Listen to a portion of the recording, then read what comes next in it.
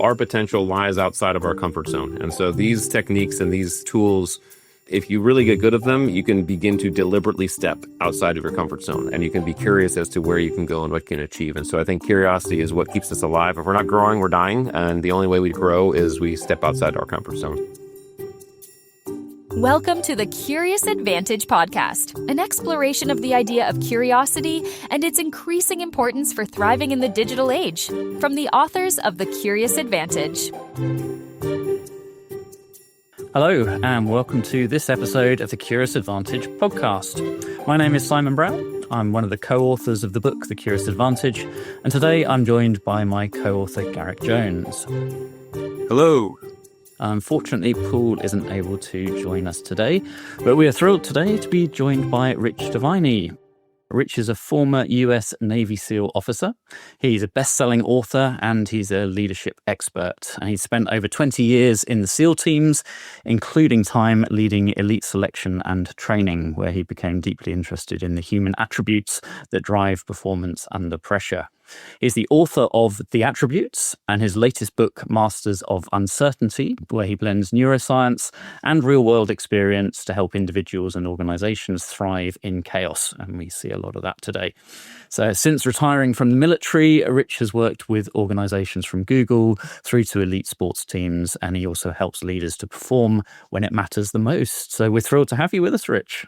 Well, thank you. It's good to be here. Maybe to kick us off, for our listeners who are discovering your work for the first time, can you maybe take us through your journey from a Navy SEAL through to a human performance expert, and maybe, where and how curiosity led you down that path?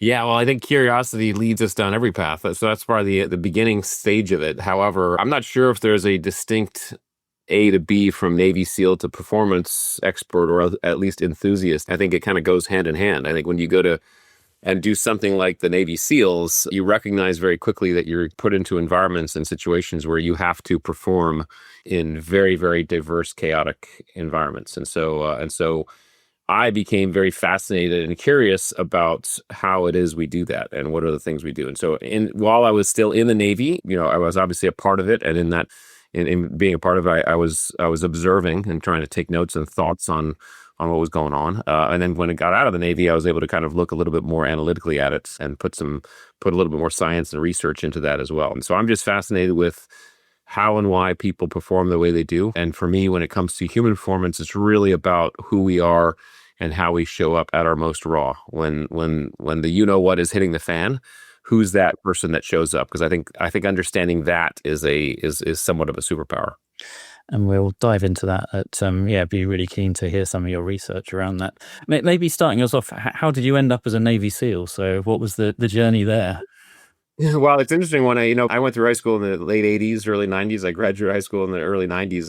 And back then, no one really knew what Navy SEALs were. I always wanted to join the Navy. Originally, my brother and I wanted to be Navy pilots. And he actually ended up being a pilot. He flew for the Marine Corps and flew the Harrier jump jet for 20 years. But I learned about the SEALs. I read some books and I learned about these guys. I was like, this is very interesting. And the fact that they were special operations, but they kind of centered their activity around the water. I love the ocean. I love the water. And so that was kind of cool to me. The fact they were unknown was cool to me, which of course changed as I went through. But yeah, I decided to, I ended up at Purdue University in the States there.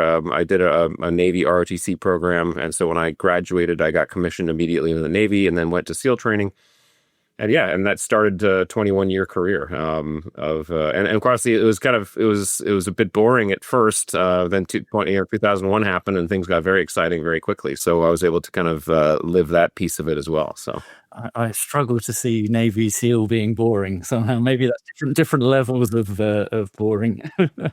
Well, one of the misconceptions is that SEALs and spec operators are doing things all the time, and that's not the case. When there's nothing going on really, it's a lot of training. Most of the time is spent training and preparing for just in case you need to go do something. And so that was really what was going on prior to 2001, and then of course there was real world stuff to have to do. So. And how did you go from there? I guess things got lively in 2021. From there to then sort of focusing around attributes and what makes high performance. What was your journey through that part of your career? Well, in 2005, I went to a very specialized SEAL command called SEAL Team 6. And SEAL Team 6 is a command that requires a very specialized selection process. Only about half of the guys, first of all, you have to be an experienced Navy SEAL to even apply. So there's a bunch of stuff you have to go through to even get there. Once you get there, you go through a selection process, and only about 50% make it through. And so I went through that in '05, made it through. And then in 2010, I was put in charge of that process, that training process. And in 2010, when I took over, one of the questions we were struggling with was why certain guys were not making it through, because these are some top guys not making it through the training. And we'd say something like, well, the guy couldn't shoot very well. Uh-huh. And, you tell a SEAL of that caliber he can't shoot very well. It's pretty disingenuous to him. And the leadership starts to ask some tough questions. And so they said, Rich, we need you to take a look at this. And so as I looked at this, I started saying, okay, what are we in fact looking at when we're watching this selection? Because it's not the shooting, and it's not the diving, and it's not the skydiving. So it's not these visible, tangible skills. It's really, we're looking for these qualities, these attributes, these intangible things that are a little less hard to see, but things like patience and situational awareness and adaptability. And really, as I dug into it, I realized that that's really the crux of special operations selection anyway. There's a story that was told to me by an older SEAL. He said, Rich, there's a story about a kid who showed up one day at SEAL training years and years ago. And he walked into the instructor's office and said, I want to be a Navy SEAL. And the instructor said, okay, but you have to do a swim test. And the kid said, okay. So they took him out to the pool. It's an easy test. It's 50 meters. So 25 meters to one end, 25 meters back to the other end. Anyway, the kid gets all ready to go. He proceeds to jump into the pool, and then he proceeds to sink to the bottom of the pool. And at the bottom of the pool, he starts to walk across the bottom of the pool to one end. He touches the one, and he turns around, and he walks across the bottom of the pool back to the other. And he comes up, he's gasping for air, nearly drowning. And the instructor looks at him and says, what the hell are you doing? And the kid, who's still trying to catch his breath, says, I'm sorry, instructor, I don't know how to swim. And at that point, the instructor looks at him, pauses, and he says, that's okay, we can teach you how to swim.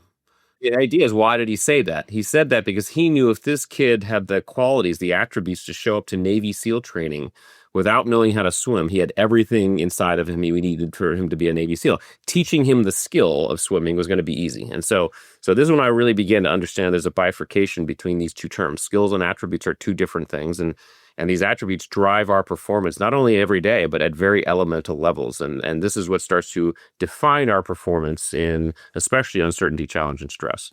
Wow. So was this a new piece for the Navy SEALs to identify that it wasn't just the physical piece, the pure skills? So you were leading the research and the changing of the thinking around that? Well, it's funny. I wouldn't even say it was a new piece, because even when I work with businesses now, and nothing's new about this, I think what's the distinction about this is we all know it, but we don't know how to describe it. We all know there's something we're looking for. There's something we see in somebody. And there's these qualities. We hear soft skills, we hear character traits, we hear qualities. And what I realized is that there was no real language around it that could be definable. And so what I began to do is put language around. Now, I did it to a very elemental kind of basic degree while I was still in the Navy. But certainly when I got out of the Navy and I began working with businesses and teams, that's when I realized, oh, wait a second, this actually needs to be articulated in a better way. And that's when I decided to write the book.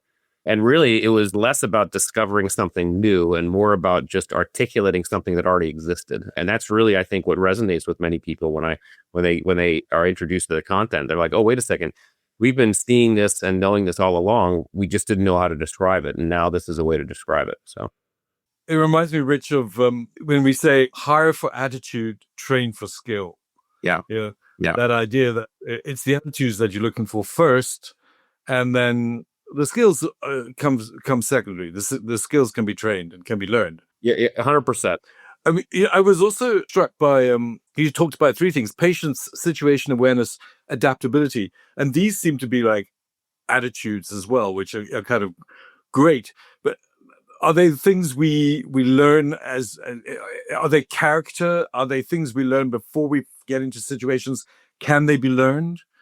Yeah, it's a great question. And so real quick distinction between skills and attributes. Okay, skills are not inherent to our nature. In other words, none of us are born with the ability to ride a bike or throw a ball or ski. Okay, we're trained to do those things. We're taught to do those things.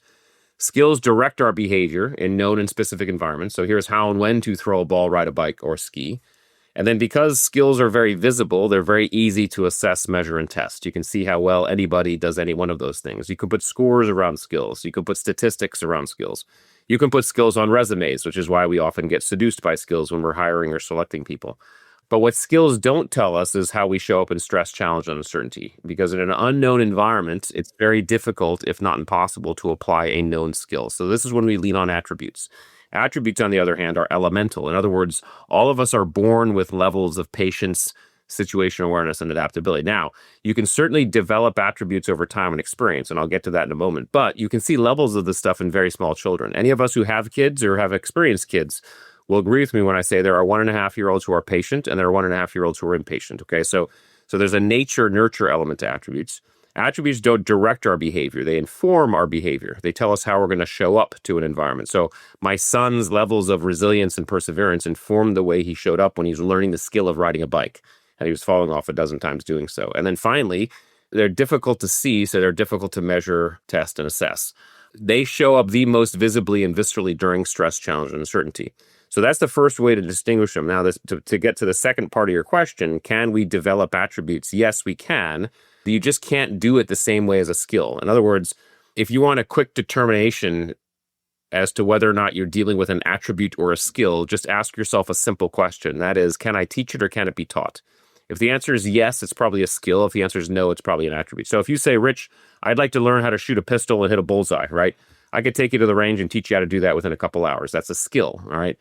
Or you say, Rich, I want to learn to be more patient. I can't teach you to do that, okay? So attributes must be self-developed. And to develop an attribute, there must be 3 things present. First of all, you must know you want to develop it, okay? So you know you're low on it.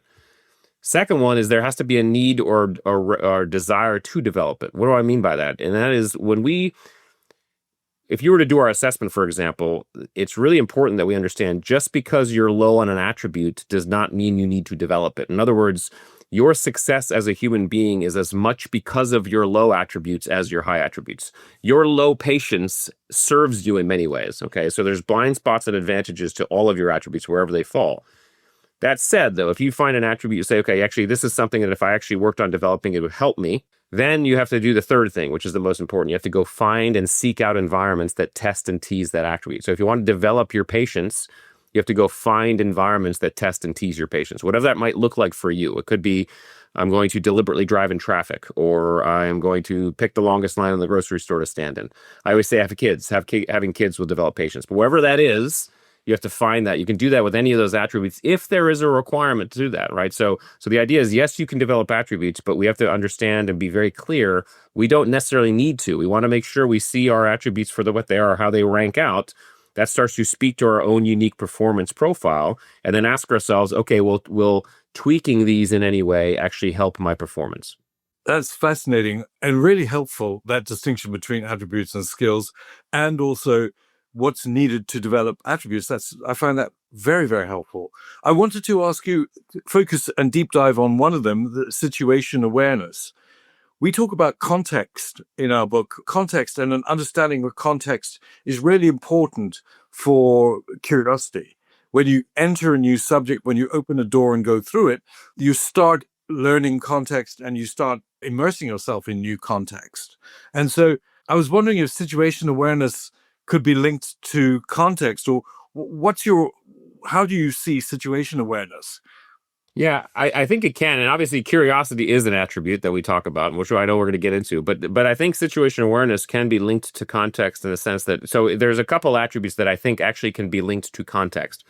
One is situational awareness and the other is emotional awareness. Now, those are 2 different things.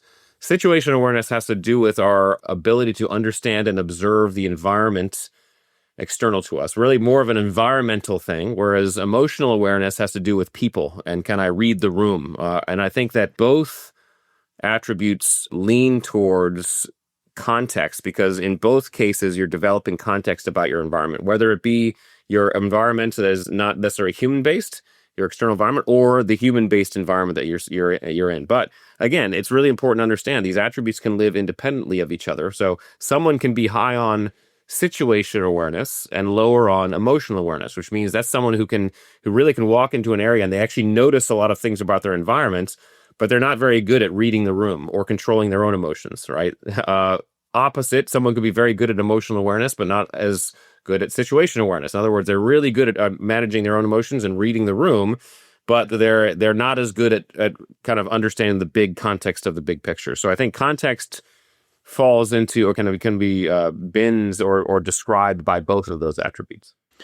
And you have curiosity as one of your 36 attributes that you describe in there. I think when we researched it for our book, we felt it was a sort of attribute and a trait, but we also felt it could fall into the skill piece because it is something that you can develop as well. So we would agree, absolutely, it's an inherent attribute you're born with. Some people are more curious than others, but with a process and with hard work, you can sort of develop it as a skill. That was how we perceived it.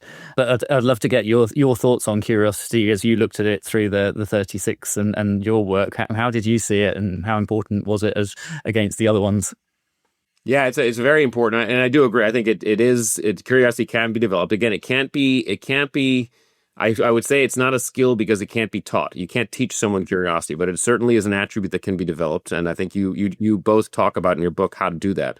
I explored two different attributes in the 36 that I thought were very interesting. I explored open-mindedness and curiosity, both attributes. And there's a reason why I made a distinction between both of them, because a lot of times, and you'll notice that we could talk about several of these attributes, they are what I call metonyms. In other words, they're words that people sometimes think are synonymous, but they are in fact not, okay?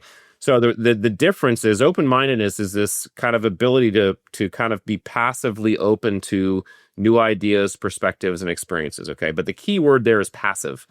Curiosity adds a proactivity to that whole endeavor, right? So the difference is if say the three of us go to a foreign country we've never been before and we meet up with our local friend and our local friend says, hey, I'm going to take you to the most authentic restaurant. And we're like, cool, let's do it. That's open-mindedness, right? Or we go meet up with our local friend. We say, take us to the most authentic restaurant. That's curiosity, right? So the reason why this is important is because these attributes can live independently of each other. You can have someone who's high open-minded, low curious. And that means that's someone who's going to be generally amicable to new ideas, perspectives, and experiences. You're just not going to find them seeking them out. You can have someone who's high curiosity, low open-mindedness. I always joke that the extreme case of this is your conspiracy theorist, right? This is someone who knows exactly what they believe and is curious to prove themselves right and closed-minded to any other opportunities or any other ideas, right? So now most of us don't live in extremes, but these can fall in places that start to explain our behavior in much more precise ways, which is really what gets me excited about all the attributes content when I do that, so. I love it because, we talk about curiosity as an attitude of wonder with a spirit of exploration. So it has the wonder, but you have to put it into action. There's that proactive element. So, we definitely share that thinking around it. And I guess bringing that to the SEALs, so what were the most important traits that you'll work with SEAL Team 6 or broadly with the SEALs? What were the most critical things when you were training people, when you were selecting people, when you were working with people to be developing in terms of those attributes? Or was it all 36 attributes that they needed? No. It's never all 36. But I'll answer the question because I think it's I get it a lot, and I think it's an interesting one. Before I answer that though, I want to just make sure everybody understands that in the context of any team or group, okay, every team or group is going to have its own unique set of attributes that defines top performance in that genre, right? So in other words, the attributes that define a great Navy SEAL, that list is going to look different than the list of a great teacher or a great athlete or a great writer or whatever you name the genre. So we have to be very cognizant of the fact that we part of what we help organizations do is understand what attributes they're actually looking for in the context of their own teams, because it's not necessarily going to look like, and even inside of an organization, the attributes that are required for an engineering team look different than a marketing team, look different than a C-suite and all that stuff. So we have to help them understand what that list looks like. But not so as I don't dodge the question, when it came to SEAL Team 6, I think the most important attributes in that genre were our neural agility ones, which have to do with compartmentalization, task switching, and situation awareness and adaptability. Those things, and the reason is because you are one of the premier missions of that unit is a very, very high speed, close quarter combat, basically a hostage rescue, which means you're running into buildings at a very, very rapid rate and finding, addressing bad guys and trying to save good guys, right? And so that requires a mental agility that is extraordinarily fast and rapid. And so the compartmentalization allows you, well, we'll start with situational awareness. You run into a room, you're immediately situationally aware of everything in that room. You notice everything. You immediately are able to compartmentalize on a threat, okay? You take care of that threat. You immediately then come back out and you task switch to another threat, and it's very rapid. So our training now, again, our training drew that out. We could see that in real time to see if guys could actually do it. And a lot of our deselections, the guys who couldn't do it, or didn't make it, are the guys who could not do that effectively. They just couldn't move that fast. So I think in that genre, those were the most important, but it's really important to think, that's a very specific genre. And the task for all of us is to figure out what the attributes are required for our unique genre.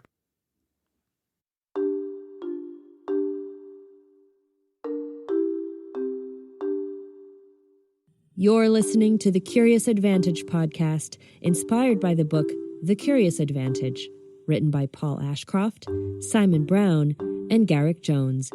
Subscribe to the podcast today.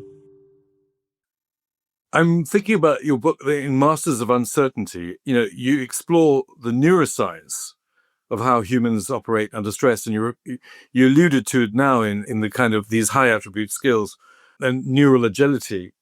So how humans operate under stress, what's your understanding of what's happening in our brains and our bodies under the pressure, and how is curiosity involved in that response? Well, it's interesting, I think, and one of the reasons why I love both of your work is that I think curiosity is one of the foundational elements. And the reason is, so when we get stressed, when we start to encounter uncertainty, and I'm talking about the uncertainty that actually induces fear. And so real quick, to just break down what fear is. I work with a friend of mine. He was he's still a professor at Stanford. He has a very popular podcast. His name is Andrew Huberman. He wrote the foreword for my book.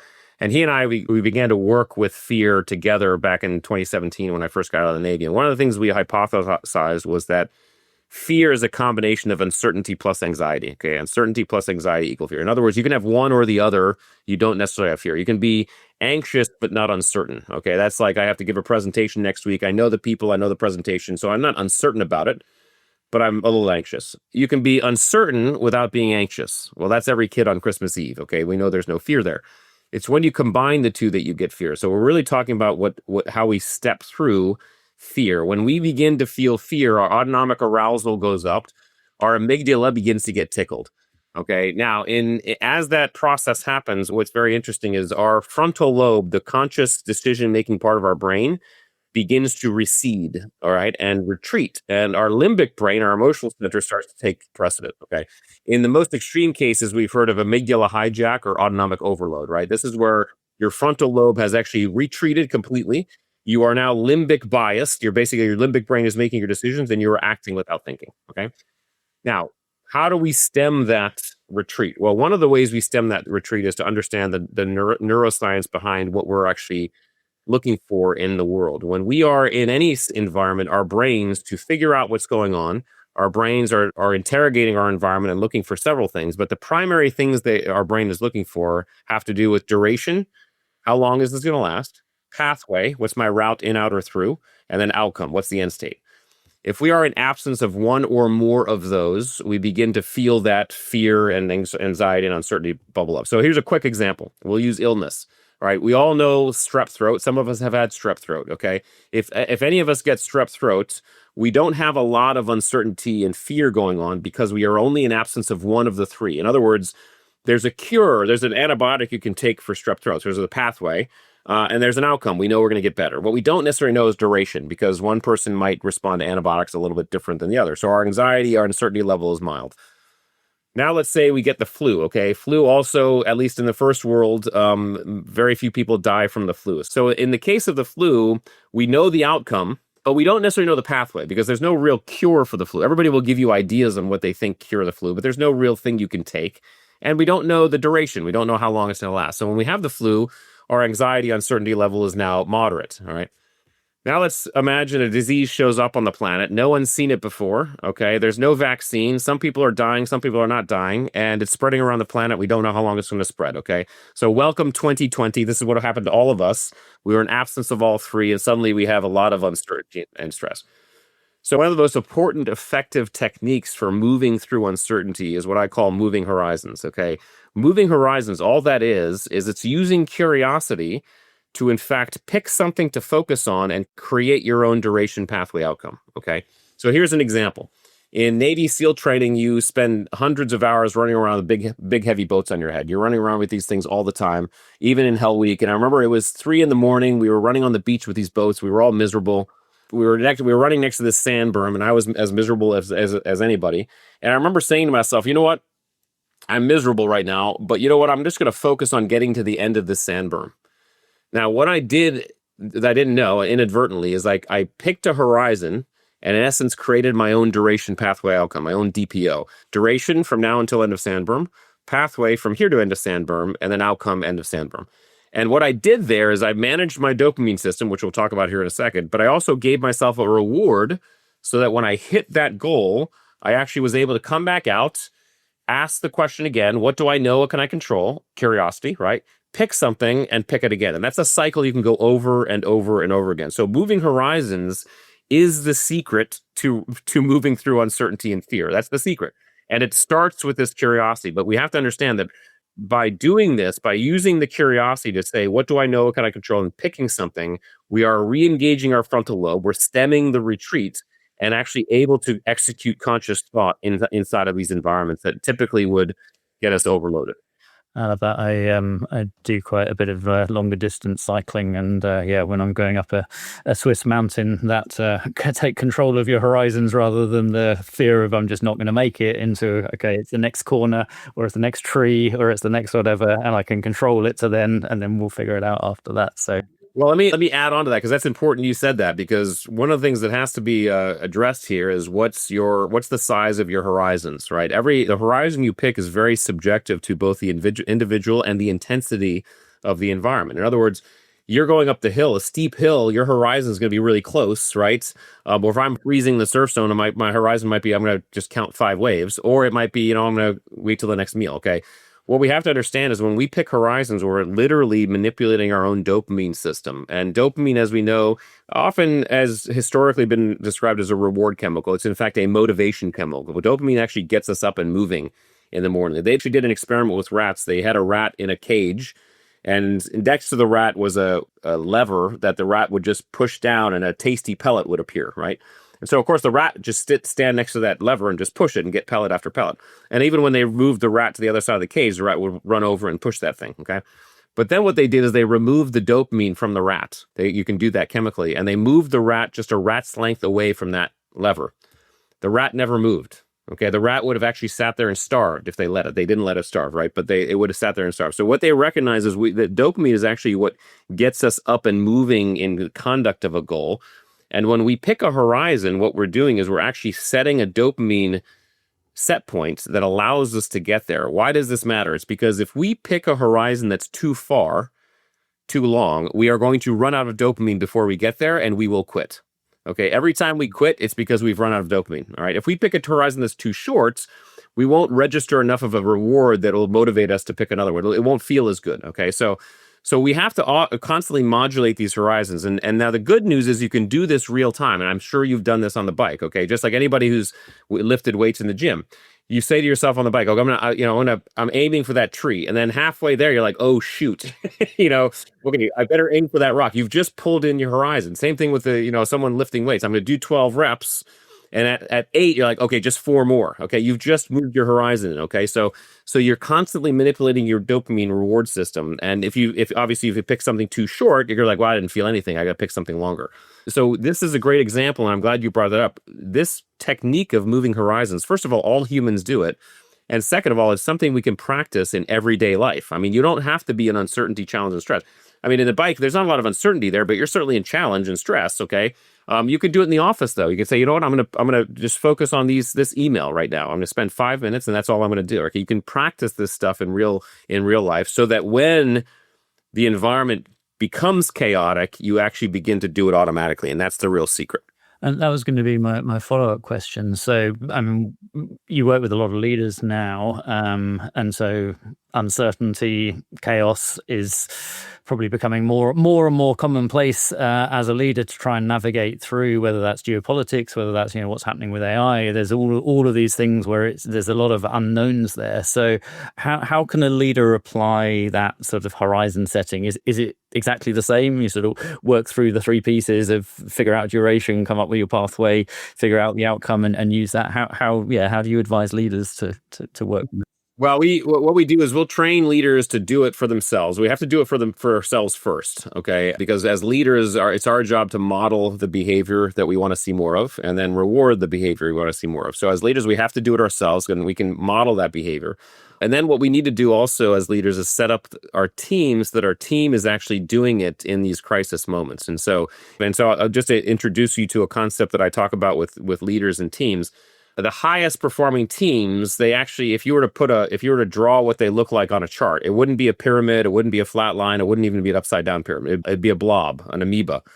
And when asked where the leader sits in that amoeba, the answer is everywhere the leader needs to be, right, in the moment, okay? And what we call this is dynamic subordination. Dynamic subordination means that a team understands that challenges and issues and problems can come from any angle at any moment. And when one does, the person who's closest to that problem, the most capable, immediately steps up and takes lead, and everybody follows. And then something else happens. Someone steps up and takes lead, everybody follows. This dynamic swap between leader and follower relationship. I also call it alpha hopping. That alpha position just hops, okay? So I was an officer in the SEAL teams. I did hundreds of combat missions. I was in charge of every single one. It did not mean I was always being supported. In fact, most of the time it was the opposite. I was supporting other people.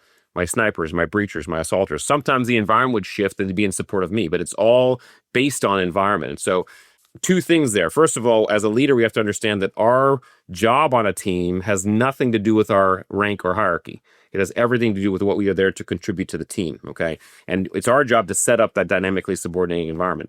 Dynamic subordination is, in fact, how we DPO through crisis as teams, because whoever's closest to that problem will set the horizon. And then we move to that. And then guess what? Now you have new information and a new horizon may emerge and someone else has to set a new horizon. So the leaders who set up a dynamically subordinated environment will, in fact, set up a situation where the person who's closest to the problem will set the horizon. Everybody will support that. And then once complete, we'll pick a new horizon. But in addition to that, this is where the real speed happens. There's also situational awareness that's happening, because in the conduct of a horizon, priorities might shift, which means, guess what? The horizon is changed and a new horizon is picked. Okay, that's where you get real speed and you get the real elite performance in teams. This is fantastic. I mean, this is so fascinating for me.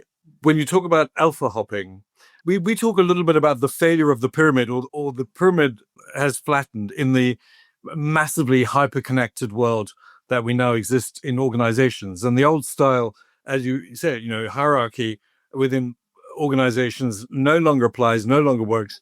And you can find there's so much information that people from anywhere in the organization might know more about what needs to happen than the leader. It's impossible these days. So these concepts of alpha hopping and situational awareness, and the person who is closest to the problem being the one who takes charge, and then the idea of a dynamic insubordination, which is part of how leadership is evolving continuously, and back to alpha hopping, really, and the role of the leader being to set the new horizon as the situation changes, as so dynamic. It is very useful. It's absolutely powerful, these concepts, I think. How would you train teams to be able to achieve this level of trust and this level of support, and being able to cope with this level of change in a situation?